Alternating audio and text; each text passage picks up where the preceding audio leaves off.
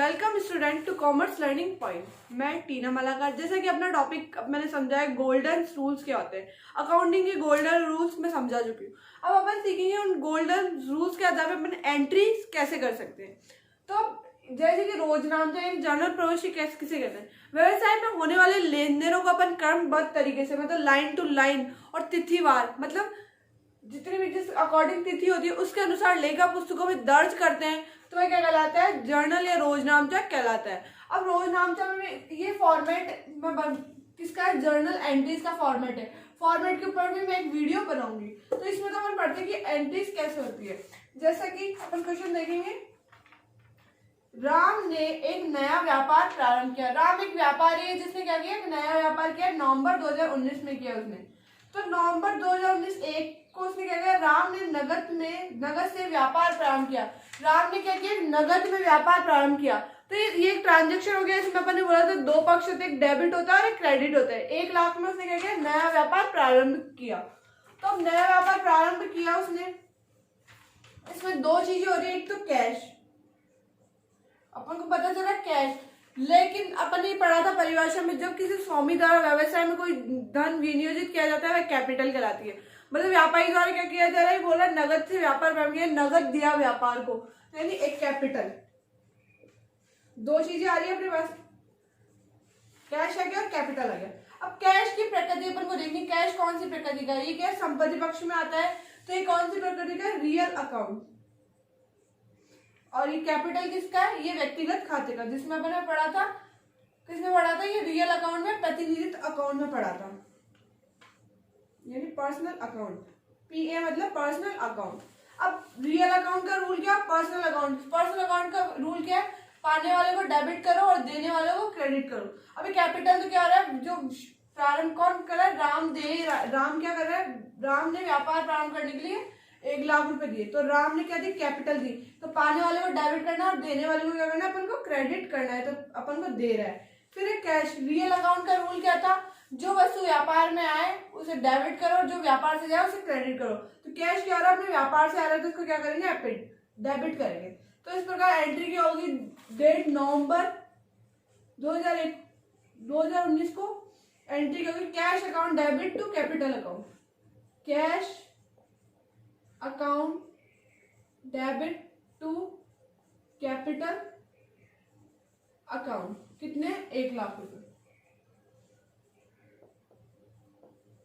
अब आप बोलोगे मैम इस कॉलम का आपने यूज क्यों नहीं किया था, LF, ये नंबर होते हैं, ये क्या होते हैं, लेजर पोस्टिंग करते हैं तो उसकी क्या होती है, नंबरिंग, जो अपन यहाँ पे लिखते हैं।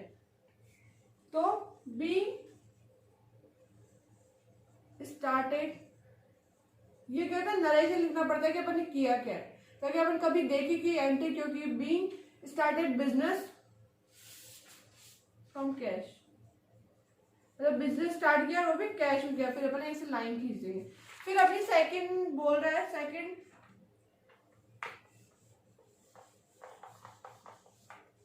03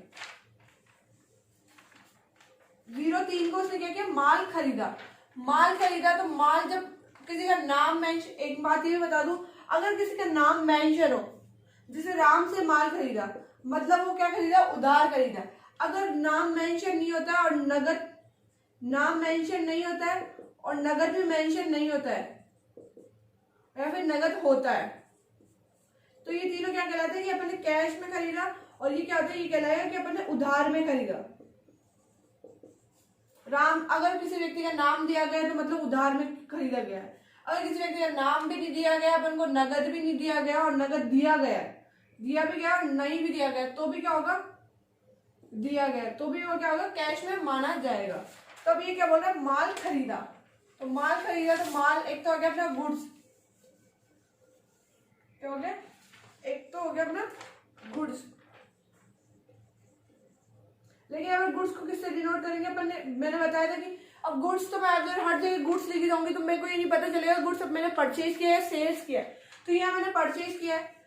अगर जैसे सेकंड थर्ड एंट्री से अपने नगद में माल बेचा, अब माल बेचूंगी, वहां पे भी अगर मैं गुड्स लिख दूंगी तो मेरे को समझ में नहीं आएगा। तो गुड्स की जगह अपन क्या यूज करेंगे, परचेज और सेल्स, इसीलिए यूज करते हैं अपन गुड, परचेज और सेल्स क्यों यूज करते हैं, ताकि हमको पता चल के मैंने क्या किया है। तो परचेज की जगह अपन क्या यूज करेंगे, वो सॉरी गुड्स की जगह अपन करेंगे परचेज यूज, परचेज, और एक क्या हुआ कैश, खरीदा। तो अपने व्यवसाय में क्या आया, माल आया। तो ये कौन सी, पहले तो इसकी प्रकृति चेक करेंगे कौन सी प्रकृति का है, तो ये क्या अपनी संपत्ति में आता है क्योंकि गुड्स, तो ये कौन सा है, कौन सा अकाउंट है, रियल अकाउंट, वेरी गुड। अब कैश कौन सा अकाउंट है, ये भी क्या है संपत्ति पक्ष में आता है, तो रियल अकाउंट। अब इसका रूल क्या है, रियल अकाउंट का अपन रूल देखेंगे। रूल क्या होता है, आने वाली वस्तु को डेबिट करो और जाने वाली वस्तु को क्रेडिट करो। तो अपने व्यवसाय में आ क्या रहा है, गुड्स आ रहा है, तो इसको क्या करेंगे अपन डेबिट, और इसको क्या करेंगे अपन क्रेडिट। तो एंट्री क्या होगी, purchase account debit to cash, purchase account debit to cash. कितने का खरीदा अपन ने, 40,000, मतलब 40,000 का माल खरीदा, तो इसकी एंट्री होगी purchase account debit to cash account, यानी from for goods purchase for cash,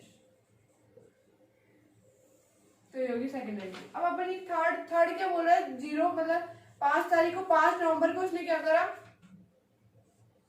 5 नवंबर को नगद में माल बेचा। माल बेचा तो अपन क्या यूज करेंगे, सेल्स। पहला तो अपन क्या बोलेंगे, सेल्स किया भाई, गुड्स की जगह अपन क्या यूज करेंगे, सेल्स। और किस में बेचा, नगद में बेचा। तो वैसे अब गुड्स भी क्या हो गया, ये भी क्या हो गया रियल अकाउंट, और ये भी क्या हो गया रियल अकाउंट। अब जो व्यापार में है उसको डेबिट करो और जो व्यापार से है उसको क्रेडिट करो। अगर अपना जो माल है व्यापार से जा रहा है तो ये क्या होगा, क्रेडिट होगा, और ये आ रहा है तो ये क्या होगा, डेबिट। तो एंट्री क्या होगी, cash account debit, very good, cash account debit to sales account, यानी बीइंग या फ्रॉम कुछ भी लिख सकते हो, for goods sold from cash. Cash में अपन ने माल बेचा, कितने का बेचा, 20,000 का, ठीक है। अब नेक्स्ट बोल रहा है, नेक्स्ट ट्रांजेक्शन अपन ने किया, शाम से माल खरीदा। क्या खरीदा अपन ने, शाम से माल खरीदा। अब मैंने जैसे कि मैंने बताया था, शाम जब भी कोई नाम आ जाए तो मतलब होता है उधार खरीदा। अगर यहाँ वो बोलता है नगद में खरीदा तो क्या होता है, कैश में होता है। तो शाम से माल खरीदा, अपन ने कब खरीदा, 8 को खरीदा, 08 को खरीदा, शाम से माल खरीदा।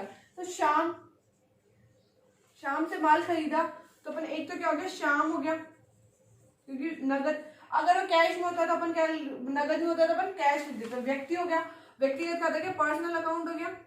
खरीदा अपन ने क्या, माल, यानी परचेज लिख सकते हैं अपन, गुड्स की जगह परचेज लिखेंगे। तो ये कौन सा अकाउंट है, real account.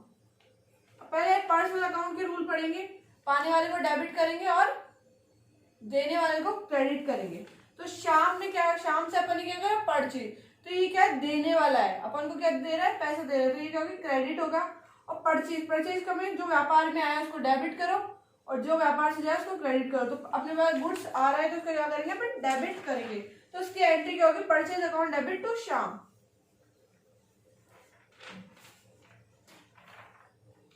Purchase account debit to शाम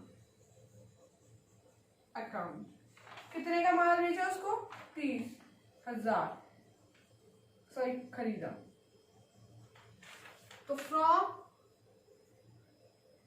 goods, for goods purchase from शाम। क्यों अपन यहाँ कैश क्यों नहीं लिखा, क्योंकि उसने अभी तक पेमेंट अपन को नहीं दिया है, तो अपन को पता रहेगा कि अपन ने उधार में खरीदा है। इसका अपन ने शाम का खाता बोल दिया कि उसने उधार खरीदा है।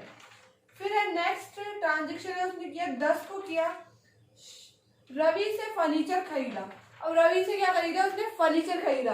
और अपन परचेज और सेल्स रिटर्न, परचेज रिटर्न किस में लिखते हैं, जब गुड्स दी हुई हो। और इसमें क्या दे रखा अपन को, फर्नीचर।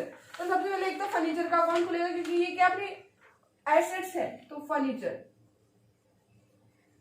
फर्नीचर खरीदा, और वो भी किससे खरीदा, रवि से खरीदा, रवि से खरीदा। अब यहाँ नाम दे रखा है तो ये भी क्या हो गया, उधार अपन ने खरीदा है। इसमें नगद का कुछ बोल नहीं रखा, तो क्या खरीदा अपन ने, उधार। अब अब फर्नीचर किस में आता है? रियल अकाउंट्स में। Very good. और रवि कौन है? व्यक्तिगत है तो पर्सनल अकाउंट। Very good. अब इसके अपन रूल्स पढ़ते हैं। रियल अकाउंट का रूल्स क्या होता है? जो वस्तु व्यापार में आए उसको डेबिट करो और जो व्यापार से जाए उसको क्रेडिट करो। रवि, जो देने वाला है, जो पाने वाला है उसको डेबिट करो, जो देने वाला है उसको क्रेडिट करो। तो ये व्यक्ति क्या अपन को दे रहा है तो अपन क्या करेंगे? क्रेडिट करेंगे। तो फर्नीचर अकाउंट डेबिट, बाद में दे देंगे, तो बाद में चुका देंगे अपन पैसे टू रवि। अब यहाँ पर नरेशन, रवि अकाउंट। तो कितने में खरीदी अपन ने रवि से? 10,000 में खरीदी। तो ये होगी एंट्री। अब नेक्स्ट एंट्री है अपनी, विजय को माल बेचा। अब विजय को फिर अपने पास क्या आ गया? नेम आ गया।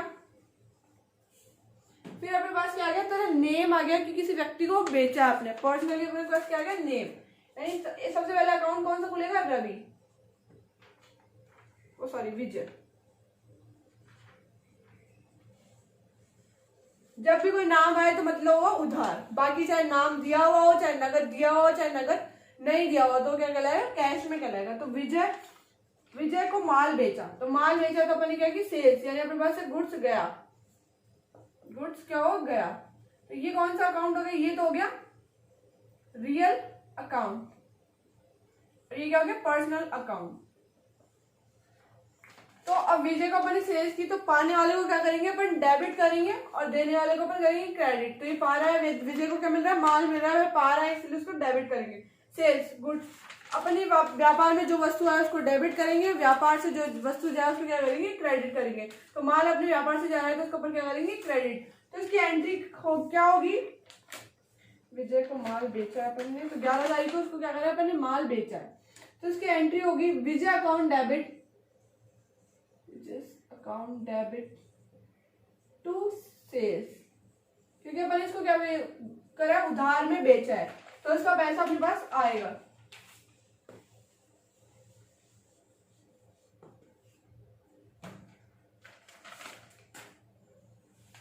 तो फॉर गुड्स सोल्ड फ्रॉम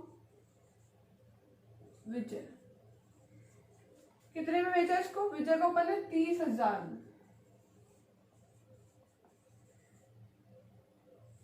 अब नेक्स्ट एंट्री अपन करेंगे 13 तारीख को। कौन सी? शाम को नगद चुकाया। अब शाम को अपन ने, शाम से अपन ने यहाँ क्या खरीदा था? तो माल खरीदा था, परचेज किया था। कितने में किया था? 30,000 में। तो अब शाम को क्या कर देंगे?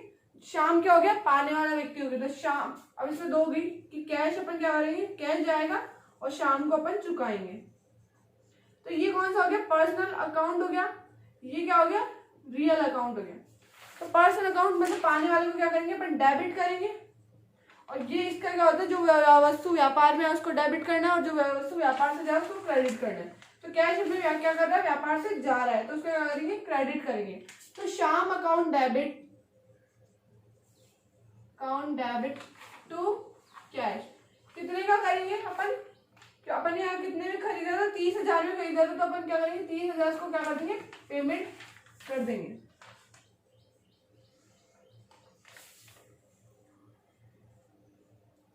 कैश पेड कर दिया उसको। ठीक है,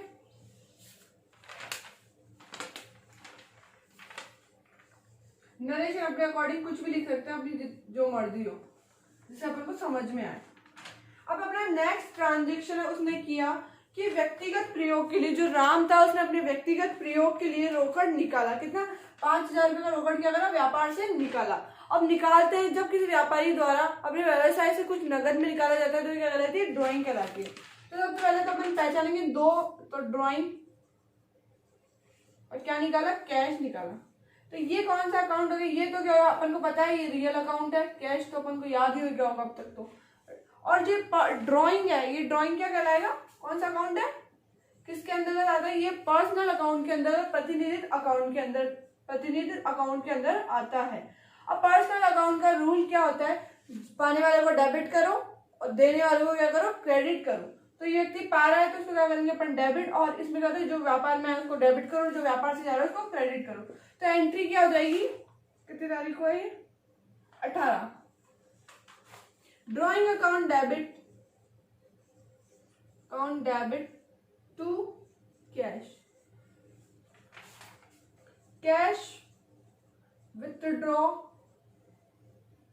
कैश क्या करा उसने, विथड्रॉ फॉर पर्सनल यूज।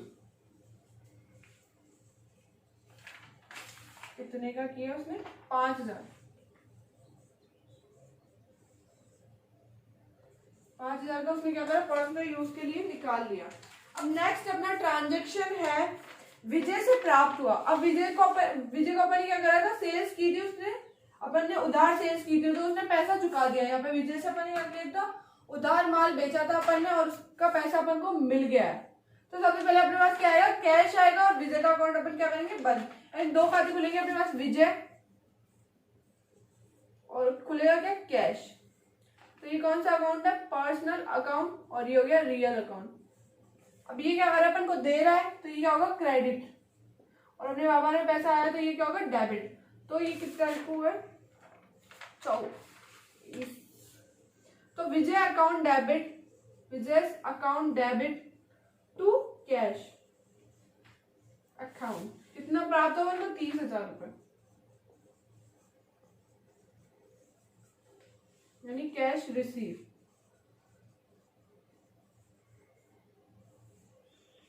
अब नेक्स्ट एंट्री है मजदूरी चुकाई। अपन ने क्या करा, मजदूरी चुकाई। अपन ने दोनों अकाउंट पढ़ लिए, पर्सनल अकाउंट हो गया अपना, रियल अकाउंट हो गया, अपन ने इसको डिटेल से समझ लिया। अब अपन पढ़ते हैं जो वार्षिक नॉमिनल अकाउंट था उसका भी अपन एक एग्जांपल लेते हैं, मजदूरी चुकाई। अब मजदूरी में क्या आएगा, वेजेस, और एक क्या आएगा, कैश, क्योंकि अपन उसको पेड करेंगे। तो कैश कौन सा अकाउंट है अपना, जैसा कि अपन रख चुके हैं, रियल अकाउंट।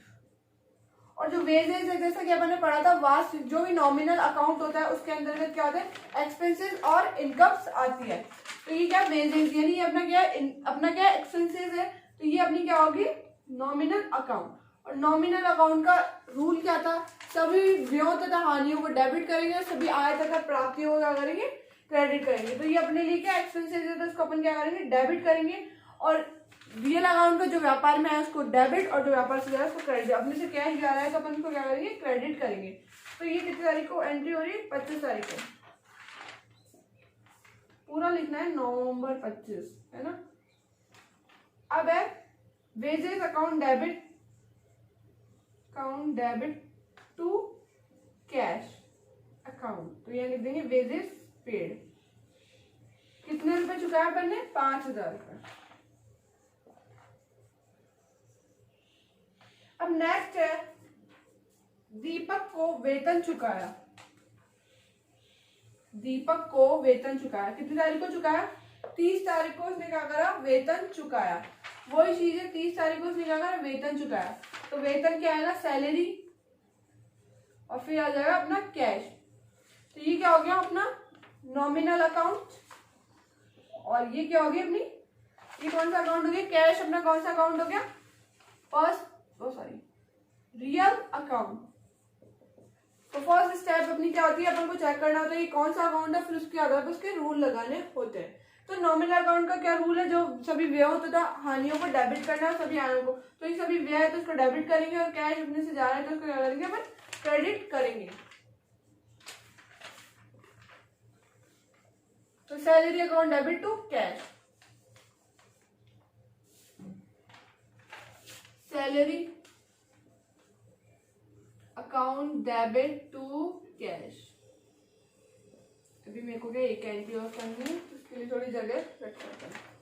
तो कितने का करा है यहाँ पे, सॉरी 15,000 है, और यहाँ कितना है, 5,000। अब लास्ट एंट्री है, कमल को दुकान का किराया चुकाया। तो अपन ने चुकाया क्या, रेंट पेमेंट किया। अपन ने क्या किया, रेंट को पेमेंट किया, 30 तारीख को किया। तो अपन एंट्री मान सकते हैं रेंट एक क्या है, अपना एक एक्सपेंसेस है। तो अपन ने बोला व्यय और एक्सपेंसेस, ये कौन सा अकाउंट है, अपना नॉमिनल अकाउंट। तो जो व्यापार में व्यय वगैरह होंगे वो क्या होंगे, डेबिट होंगे। और कैश अपना क्या है, कैश अपना क्या है, रियल अकाउंट। तो रियल अकाउंट में करके जो व्यापार में है उसको डेबिट करो, व्यापार से जाए तो कैश अपने व्यापार से जा रहा है तो उसको क्या करेंगे अपन, क्रेडिट करेंगे। तो ये क्या होगा, 3000 रुपये यहाँ आ जाएगा।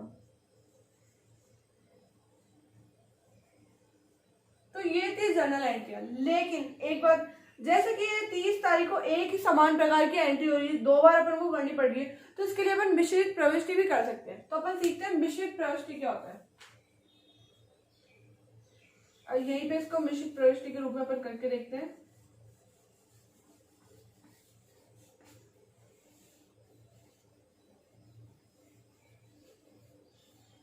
अभी एक ही डेट,